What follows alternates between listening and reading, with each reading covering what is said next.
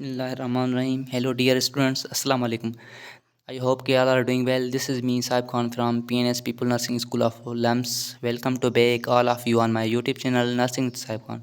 Guys, जैसे कि आज हम सेकंड वीडियो लेक्चर रिकॉर्ड कर रहे हैं फंडामेंटल का यूनिट 2 का। तो गाइज चलते हैं हम अपने टॉपिक की तरफ। तो आज हमारा जो टॉपिक है unit number 2, role of the nurse in health care. ठीक है, इस यूनिट के 7 ऑब्जेक्ट्स हैं। इंशाल्लाह वन बाय वन डिस्कस करेंगे इन दिस वीडियो लेक्चर। तो आज को जो हमारा पहला ऑब्जेक्टिव है वो है डिफाइन प्रोफेशन। अब प्रोफेशन क्या है, ठीक है।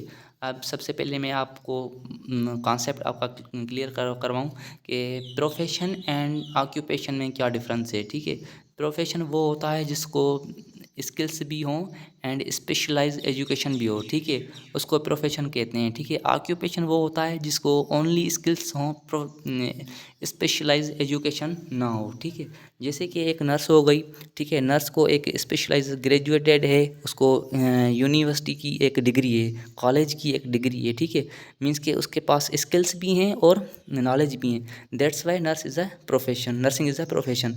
एंड एक ड्राइवर है, ड्राइविंग कर रहा है, एक मैकेनिकल है, वो एक शॉपकीपर है। ये सारे क्या हैं, ये ऑक्यूपेशन है, क्योंकि उन सब के पास क्या है, स्किल तो हैं लेकिन नॉलेज नहीं है। स्किल तो हैं लेकिन स्पेशल एजुकेशन नहीं है। ठीक है, that's why they are occupation not profession. अब इसमें कह रहा है कि profession has been defined as in occupation that requires extensive education और calling that requires special knowledge skill and preparation. ठीक है, तो अब हम चलते हैं नेक्स्ट स्लाइड पे। तो प्रोफेशनल, अब सबसे पहले मैं आपको बताऊं क्या प्रोफेशनल क्या है। वो लोग जो किसी भी प्रोफेशन से अटैच होते हैं, बिलोंग करते हैं, एंगेज होते हैं किसी भी प्रोफेशन में, उन पीपल्स को कहते हैं these are the professional peoples. ठीक है, जैसे कि एक डॉक्टर हो गया, नर्स हो गया, क्योंकि डॉक्टर और नर्स दोनों क्या हैं, एक प्रोफेशन है, तो उनको हम क्या करेंगे, क्या बोलेंगे, these are the professional peoples. Person engage और belong to a profession is called professional. ठीक है, staff nurse doing her duty with great expertise is a professional. जैसे कि यहाँ पे एग्जांपल दिया गया है कि एक नर्स है, वो क्या है, प्रोफेशनल है। ठीक है, उसके बाद हम डिस्कस करेंगे objective number 2, characteristic of the profession. Character क्या है प्रोफेशन की। एक प्रोफेशन जो है उसकी करेक्टर सबसे पहला ये है कि स्पेशलाइज एजुकेशन हो, उसको एजुकेशन लाजमी है। ठीक है, उसके बाद ऑन गोइंग रिसर्च, ठीक है, बॉडी ऑफ नॉलेज, उसको बहुत ज़्यादा नॉलेज हो। अगर एक नर्स है तो उसको नर्सिंग के बारे में, नर्सिंग प्रोसेस के बारे में, नर्सिंग डिग्री के बारे में बहुत ज़्यादा नॉलेज हो। अगर वो कहीं भी बात कर रही है तो कर रहा है तो उसको उस पर वैलिडिटी हो कि मैं क्या बोल रहा हूँ, मुझे अगर किसी को नॉलेज होगी तो वो बोलेगा। ठीक है, code of ethics most most important है प्रोफेशन के लिए। ठीक है, कोड ऑफ एथिक्स बात करने का सलीका, अगर किसी भी प्रोफेशन में कोड ऑफ एथिक्स नहीं है तो वो प्रॉपर प्रोफेशन नहीं बन सकता। ठीक है, उसके बाद नर्सिंग एज अ प्रोफेशन। ठीक है, quality care to patient, nurse का काम है पेशेंट को क्वालिटी केयर देना। ठीक है, be empathetic to patient, patient के साथ सिंपैथेटिक नहीं होना, एम्पैथेटिक होना है। सिंपैथेटिक एंड एम्पैथेटिक में क्या डिफरेंस है। सिंपैथेटिक मीन्स कि किसी के गम में, दुख में शरीक होना, शामिल होना। ठीक है, एम्पैथेटिक मीन्स कि उसी की जगह पे खुद को रख के सोचें। अगर किसी का लॉस हो रहा है, किसी की डेथ हो रही है, तो अगर आप ऐसा करें कि ऐसा सोचें कि अगर यहाँ इस जगह पे मैं होता तो मेरी कंडीशन क्या होती। ठीक है, ऐसी फीलिंग्स नर्स की होनी चाहिए टुवर्ड्स द पेशेंट। ठीक है, must have current knowledge and practice standards, उसको करंट नॉलेज होना चाहिए। प्रैक्टिस स्टैंडर्ड्स का मतलब ये है कि पर्पज़ ये है कि आईवी इंजेक्शन से लेकर मेडिकल सर्जिकल जो ऑपरेशन होते हैं, ये सारे प्रोसेस होते हैं जो भी, इसके बारे में उसको प्रॉपर नॉलेज होना चाहिए। ठीक है, हैव क्रिटिकल थिंकिंग स्किल्स, उसको क्रिटिकल थिंकिंग स्किल्स होना चाहिए। उसके बाद banner stage of the nursing theorem proficiency. ठीक है, अब एक नर्स है ना, वो नर्स अपनी पूरे करियर में, कंप्लीट करियर में 5 स्टेजेस को क्रॉस करती है। ठीक है, तो उन स्टेजेस को वन बाय वन कर डिस्कस करेंगे। एक स्टूडेंट्स से लेकर एक्सपीरियंस नर्स जो होती हैं, जो हेड नर्स होती हैं कंप्लीट, वो सारे करियर में 5 स्टेज आ रहे हैं, ठीक है। तो जो पहला स्टेज है वो है नोवाइस, ठीक है। No experience nursing student performance is limited. अब जब आप लोग स्टूडेंट हैं first year, second year, third year के, जो आप हैं ना, वो क्या है, फर्स्ट स्टेज में हैं, ठीक है। आपके पास इल्म नॉलेज तो है लेकिन क्लिनिकल एक्सपीरियंस नहीं है, ठीक है। तो उसके बाद advance beginner, improved performance can make judgements, recognise real situation. अब देखें ना कि आप नर्सिंग कर रहे हैं 4 ईयर्स की, ठीक है। उसके बाद आपकी क्या होगी, ग्रेजुएशन होगी 1 ईयर की, और स्पेशलाइजेशन हो, इंटर्नशिप होगी 1 ईयर्स की, ठीक है। तो आप जब इंटर्नशिप करते हैं ना, तो उस स्टेज को कहते हैं कि एडवांस बिगनर, क्योंकि उसमें इम्प्रूवमेंट आ जाता है और मेकिंग जजमेंट कर सकता है वो स्टूडेंट, ठीक है। और रियल सिचुएशन को अंडरस्टैंड कर सकता है, ठीक है। कॉम्पिटेंट प्रैक्टिशनर क्या है, he has in experience of 2 to 3 years. इनको 2 to 3 ईयर्स एक्सपीरियंस होता है। ये डिफ्रेंशिएट करता है between important and unimportant facts को, ठीक है। तो इम्पॉर्टेंट क्या है पेशेंट के लिए और अनइम्पॉर्टेंट पेशेंट के लिए क्या है, ठीक है। उसके बाद proficient practitioner, he has 3 to 5 years of experience, improve decision making. इसको जो है ना 3 to 5 ईयर्स एक्सपीरियंस होता है और इम्प्रूव डिसीजन मेकिंग होती है, ठीक है। Focus on long term goals, ये जो है लॉन्ग टर्म गोल बनाता है, शॉर्ट टर्म गोल नहीं बनाता, ठीक है। उसके बाद expert practitioner, fluid and highly proficient practice, इसकी जो है ना बहुत ज़्यादा प्रैक्टिस होती है। नो लॉन्गर रिक्वायर्ड गाइडलाइंस, इसको कोई भी गाइडलाइंस नहीं चाहिए होती है। हाईली एनालिटिकल एबिलिटीज़, इसको बहुत ज़्यादा एबिलिटीज़ होती है, ये खुद भी कर सकता है, ठीक है, on the basis of skill. उसके बाद objective number 3, role of professional nurse. Professional nurse के कौन कौन से रोल होना चाहिए, ठीक है। केयर गिवर मीन्स के केयर प्रोवाइडर, ठीक है। Nurse as role behave as a care giver. उसमें क्या, physical and psychological. Physical care कैसे हो गई, कि mouth care, bed care, these are the physical care, ठीक है। उसके बाद साइकोलॉजिकल केयर मीन्स के कोई भी पेशेंट, कोई भी क्लाइंट इसमें डिप्रेशन में है, एंजाइटी में है, तो उसको फिजियोलॉजिकल केयर देनी पड़ेगी नर्स को, ठीक है। जैसे कि उसका माइंड चेंज हो, माइंड डाइवर्ट हो, ठीक है। उसके बाद communicator, communication is the most important for the nursing, ठीक है। एक नर्स के लिए कम्युनिकेशन बहुत ज़्यादा ज़रूरी है। तो नर्स को कम्युनिकेट करना है पेशेंट से, उसकी सपोर्ट पीपल से, फैमिली से, ठीक है। तो teach nurse as behave as a teacher, ठीक है। Teach client about health, client को हेल्थ के बारे में बताएगी, एंड हेल्थ केयर प्रॉब्लम्स, और उसके आने वाले हेल्थ के में जो भी प्रॉब्लम्स हो गए या अभी जो हैं उसके बारे में सारा कुछ क्लाइंट्स को बताएगी, ठीक है। Client advocate, protect the client. Counsellor, counsellor help in recognising and coping health problems. Change agent, nurse deal with changes in health care system. Nurse क्या करती है, डील करती है हेल्थ केयर सिस्टम में, मीन्स कि हेल्थ केयर सिस्टम हॉस्पिटल हो गई या वार्ड हो गया, उसमें बहुत सारी चेंजेस होती हैं। कभी नर्सिंग जो है ना, कभी वार्ड में होती है, कभी किसी किसी और वार्ड में होती है, तो मीन्स कि उसको डिफरेंट पीपल्स को फेस करना पड़ता है। इसलिए नर्स को कहते हैं care client agent, change agent, ठीक है। Leader, nurse understand the nurse goal of the patient as a leader. अब लीडर का काम क्या है, लीडर का काम अंडरस्टैंड द नीड्स। एक नर्स एक हॉस्पिटल में या एक वार्ड में लीडर बिहेव करती है, ठीक है। तो जो भी वार्ड में पेशेंट होते हैं उसकी नीड्स को कंप्लीट करती है, ठीक है। Case manager manage the nursing care of patients, patient के लिए नर्सिंग केयर को मैनेज करती है हॉस्पिटल में या कम्युनिटी में, ठीक है। उसके बाद case manager, nurse deal with multi dispensary team to deal as a patient, ठीक है। अब कोई भी स्पेसिफिक केस लेकर मल्टी डिस्पेंसरी जो टीम होती है उसके साथ उस केस उस पेशेंट की केयर करती है, जैसे कि कोई सर्जरी हो गई या कोई और केस हो गया, ठीक है। उसके बाद objective number 4, description of career roles. देखें ना, ये बहुत ज़्यादा ज़रूरी है, कैरियर रोल्स। अब एक स्टूडेंट है, नर्सिंग कर रहा है, उसको पता नहीं है कि मुझे नर्सिंग के बाद किस किस फील्ड में जाना है, तो ये वो कैरियर रोल्स हैं। Nurse practitioner, clinical nurse specialist, nurse midwife, nurse researcher, nurse administer, nurse educator, nurse anaesthetist, nurse entrepreneur. ठीक है, अब इनको वन बाय वन करके डिस्कस करते हैं। नर्स प्रैक्टिशनर क्या है? अ nurse who has advance education, वो नर्स जिसको एडवांस एजुकेशन हो and is graduated from nurse. Nursing से उसने ग्रेजुएशन की हो। और प्रैक्टिशनर प्रोग्राम, ठीक है, they are certified in areas such as adult nurse practitioner, family nurse practitioner, school nurse practitioner, paediatric nurse practitioner. अब उसको सर्टिफाइड किया जाएगा स्पेशल एरियाज़ में, एडल्ट नर्स में, फैमिली नर्स में, जहाँ स्कूल नर्स पीडियाट्रिक में उसको स्पेशलाइज सर्टिफाइड किया जाएगा। ठीक है, they are employed in health care agency, वो क्या करते हैं? एजेंसी में काम करते हैं, कम्युनिटी में काम करते हैं।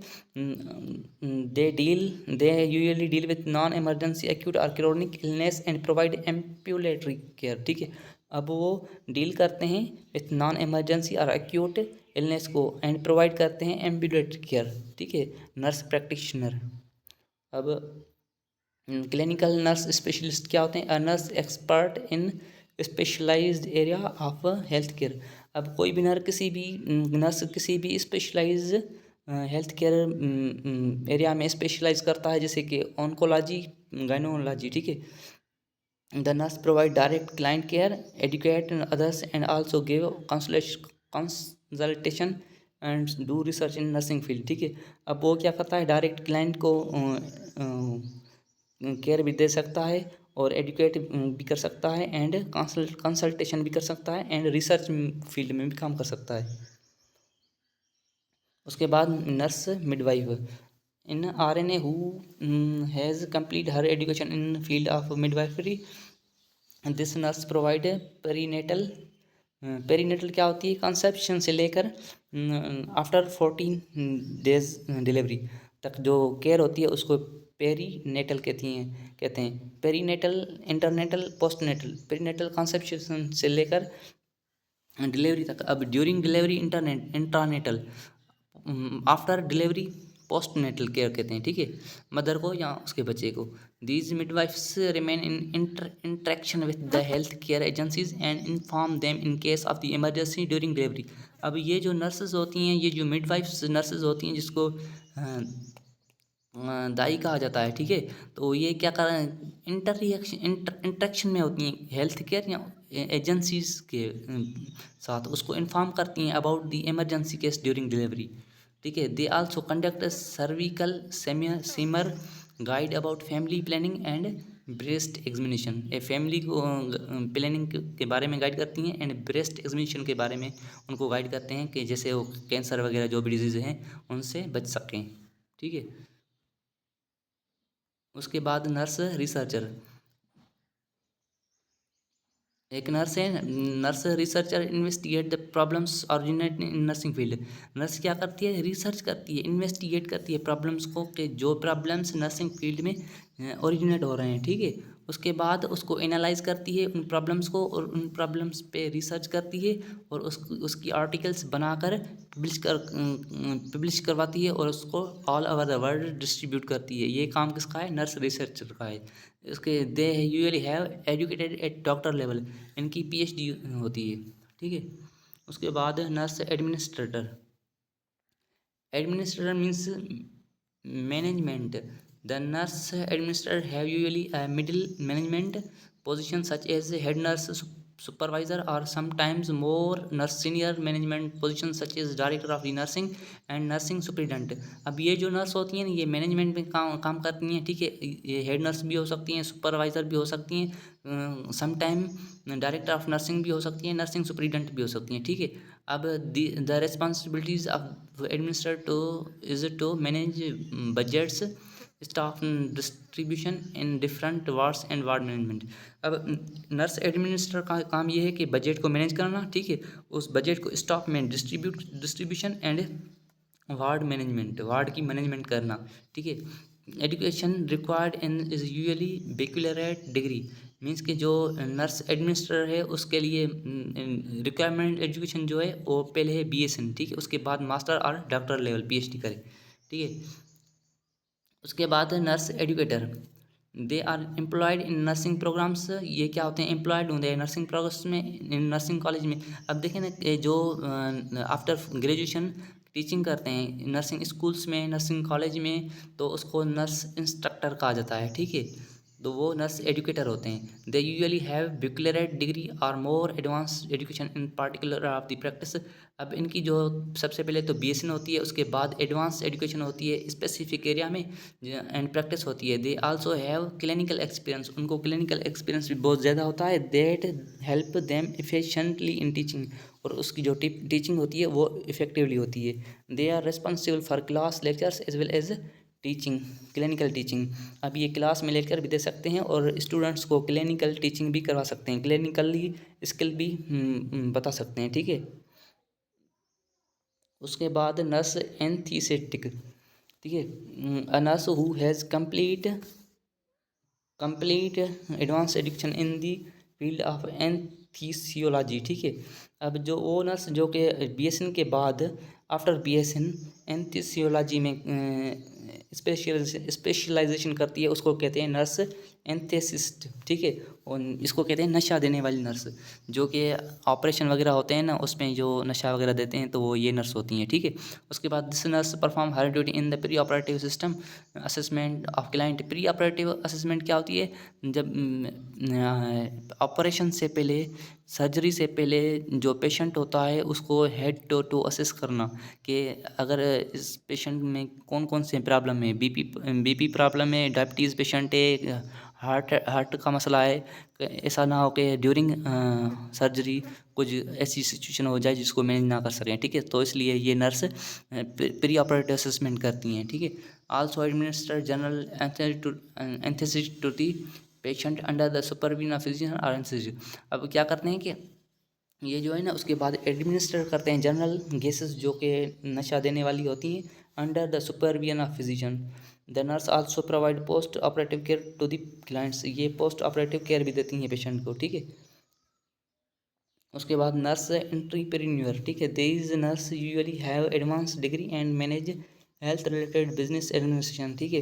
अब ये जो है ना इसके पास एडवांस डिग्री होती है और मैनेज करती हैं हेल्थ रिलेटेड बिजनेस एडमिनिस्ट्रेशन को, जैसे कि फार्माकोलॉजी डिपार्टमेंट में मेडिसिन वगैरह की जो बिजनेस होती है वहाँ पे ये काम करती हैं, ठीक है।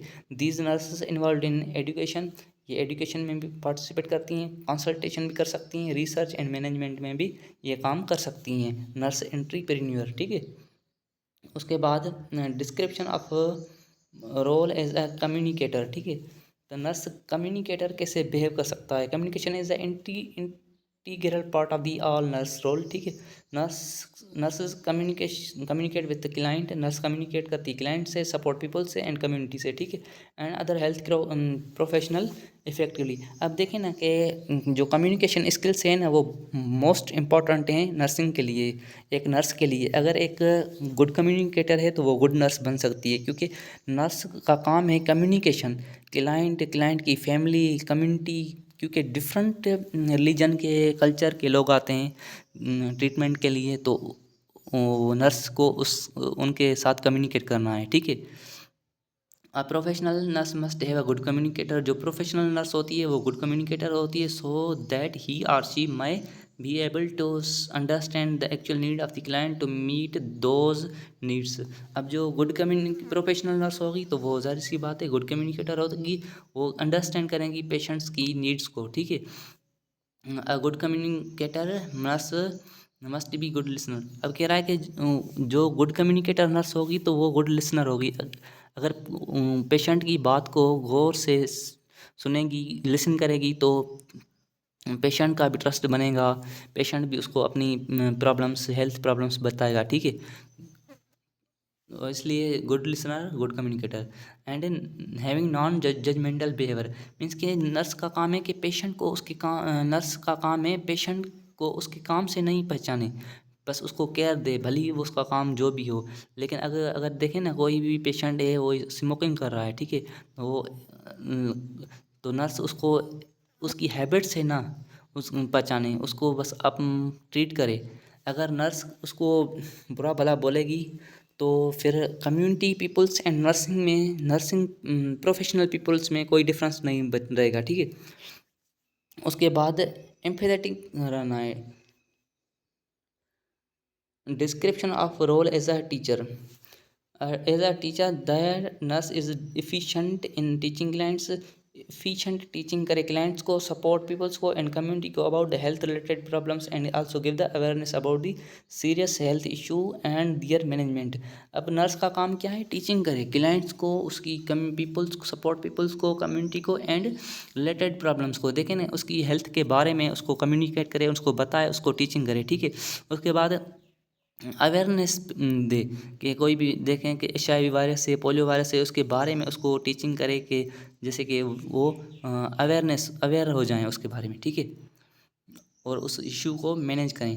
They also manage community based lecture for well being of the people. वो क्या करें कि अपने लेक्चर दें कम्युनिटी में, कम्युनिटी के लोगों को अपने लेक्चर दें ताकि वो अपनी जो है ना हेल्थ में इम्प्रूवमेंट ला सकें, ठीक है। उसके बाद nurse determine the clients learning needs. Nurse को पता होना चाहिए कि क्लाइंट्स की लर्निंग नीड्स क्या हैं, उसको क्या बताना है, ठीक है। उसके बाद redness of the learning, sets specific learning goals and teaching strategies. अब नर्स को भी पता होना चाहिए मुझे इस सिचुएशन में, इस कंडीशन में पेशेंट्स को, क्लाइंट्स को क्या बताना है और मेरा गोल क्या है। उसको जो चीज़ नर्स से बताए उसका प्रॉपर नर्स गोल होना चाहिए, ठीक है। उसके बाद they also teach nursing students how to solve the health related issue and how to meet the needs of the clients. अब नर्स का काम ये भी है कि वो नर्सिंग स्टूडेंट्स को टीच करें कि वो जो हेल्थ रिलेटेड इशू है उसको कैसे सॉल्व करें एंड क्लाइंट की कैसे केयर करें, ठीक है, उसके बारे में, ठीक है। उसके बाद हम description of role as a counsellor. अब नर्स काउंसलर कैसे काम करती है? It is the process of helping that client to recognise and cope with stressful psychological और सोशल प्रॉब्लम्स, ठीक है, to develop improved interpersonal relationships and promote personal growth, ठीक है। इसका जो काम है ना वो ये हेल्पिंग प्रोसेस है। इसमें जो स्ट्रेसफुल साइकोलॉजिकल सोशल प्रॉब्लम्स होते हैं तो एक क्लाइंट्स के, एक पर्सन के, एक जो है ना कम्युनिटी पीपल्स के, तो नर्स उसको काउंसलिंग करेगी। साइकोलॉजिकल कोई स्ट्रेस में, एंजाइटी में, डिप्रेशन में, तो उसको माइंड चेंज करेगी, माइंड डाइवर्ट करेगी। कोई सोशल प्रॉब्लम्स, इकोनॉमिक इशू है तो उसको काउंसलिंग करेगी, ठीक है। उस डेवलप इम्प्रूव उस इंटरपर्सनल रिलेशनशिप्स, उसके साथ अपना बॉन्ड जो है ना स्ट्रांग करेगी, बनाएगी, ठीक है, जिससे कि वो अपनी हेल्थ में इम्प्रूवमेंट ला सके। सो गाइस, आज का वीडियो लेक्चर में हमने second unit of the fundamental of nursing को क्लियर किया है। आई होप कि it will be more beneficial for you. तो guys, please subscribe and like and share comment my YouTube channel, तो ताकि I can upload more video lectures. So okay, bye, अल्लाह हाफिज़।